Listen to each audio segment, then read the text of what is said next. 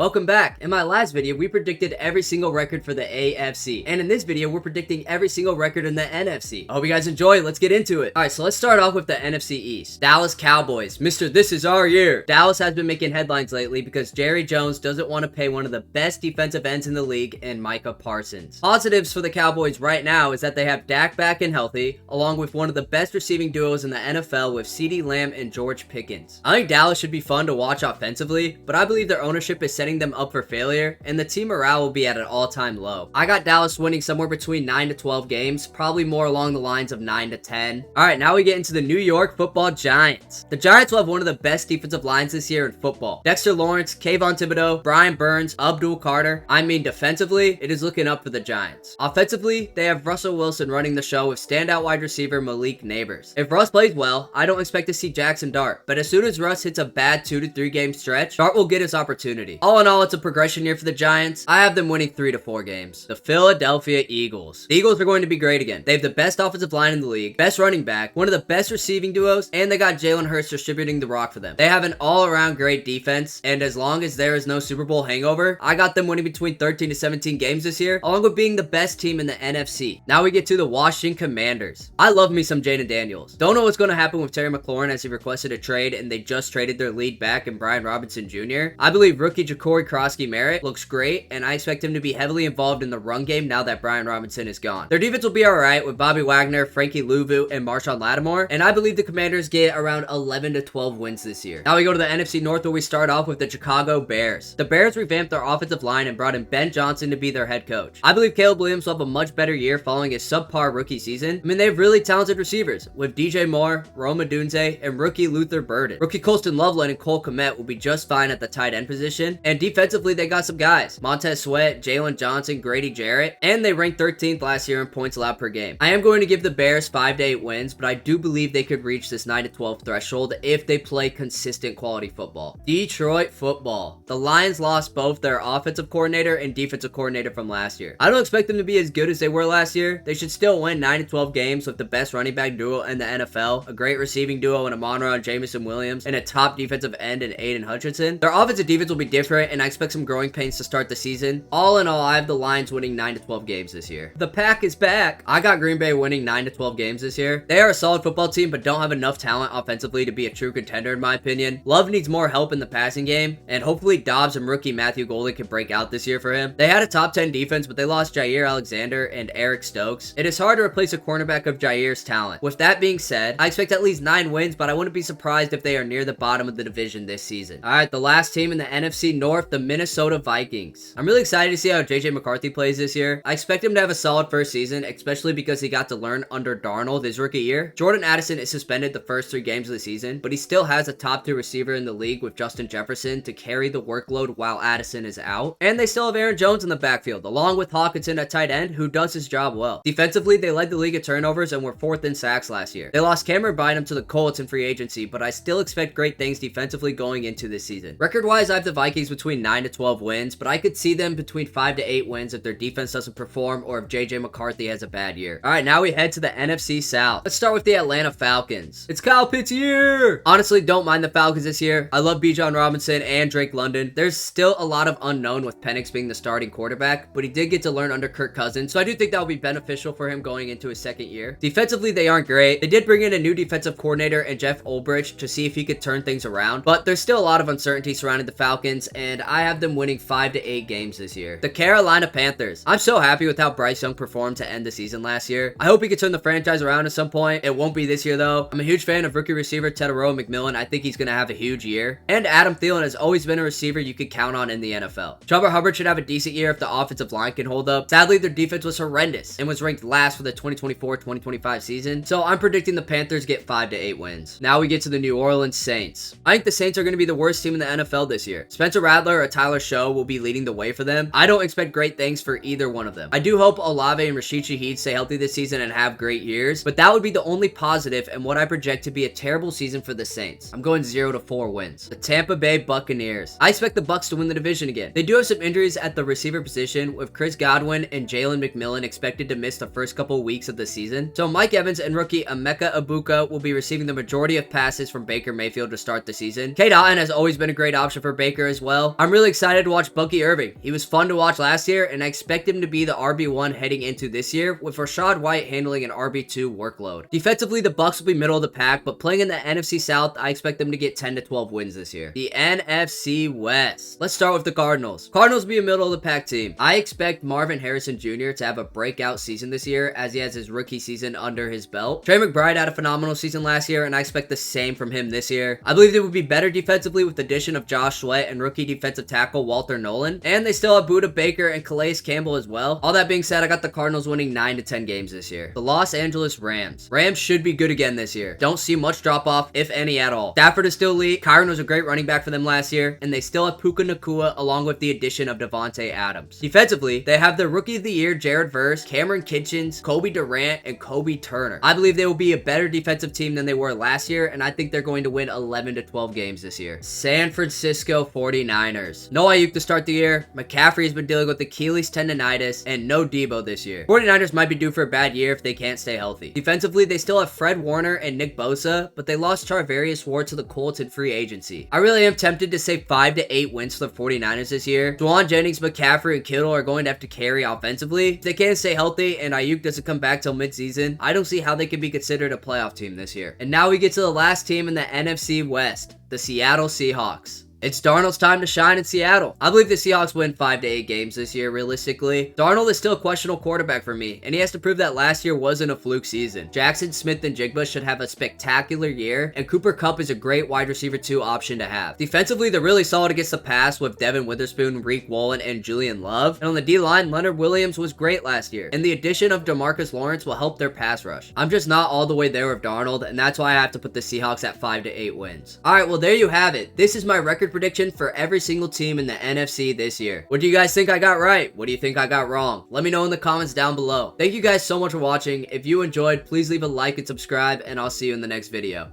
Peace.